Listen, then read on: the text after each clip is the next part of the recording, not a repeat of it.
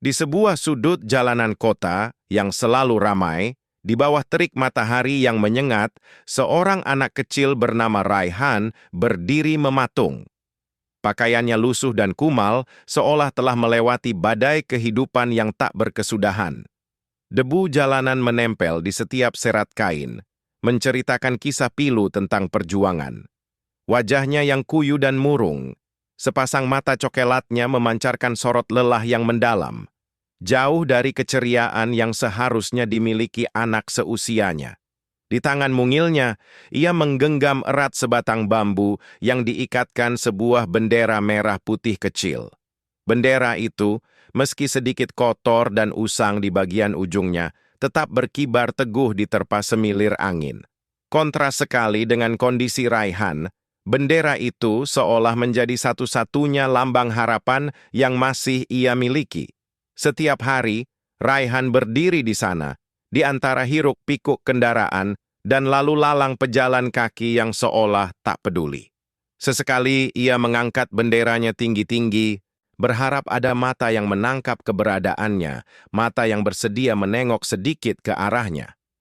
Namun kebanyakan orang hanya melewatinya begitu saja, sibuk dengan urusan masing-masing, tak menyadari beban yang dipikul bocah kecil itu. Raihan tak meminta uang, ia hanya ingin dilihat. Ia ingin bendera yang ia genggam itu, simbol kemerdekaan dan kebanggaan, menjadi jembatan untuk suara hatinya yang tak terucap.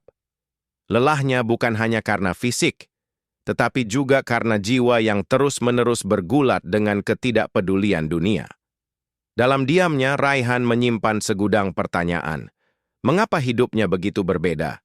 Mengapa ia harus berjuang hanya untuk sekadar bertahan? Suatu sore, saat senja mulai membayangi kota, seorang ibu paruh baya berhenti di dekatnya. Matanya yang teduh menatap Raihan dengan sorot iba. Ia tak mengatakan apa-apa, hanya mengulurkan sebotol air minum dan sebungkus roti. Raihan mengangkat kepalanya, menatap ibu itu dengan sepasang mata yang sedikit berbinar. Ini adalah momen langka di mana ia merasa keberadaannya diakui. "Jangan menyerah, nak," ucap ibu itu lembut sebelum akhirnya melanjutkan langkahnya.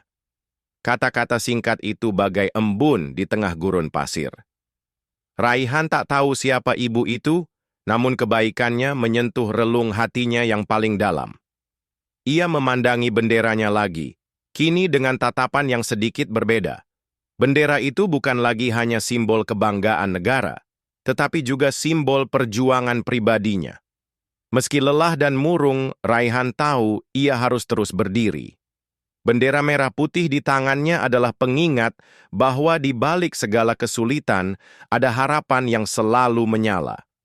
Mungkin suatu hari nanti, lelah di wajahnya akan digantikan senyum, dan bendera itu akan berkibar bangga di genggaman seorang anak yang telah menemukan jalannya sendiri, merdeka dari belenggu kesulitan. Cerita ini diangkat dari sebuah kisah nyata dengan beberapa penyesuaian. Bagaimana pendapat kamu dengan cerita ini? Kami tunggu di kolom komentar.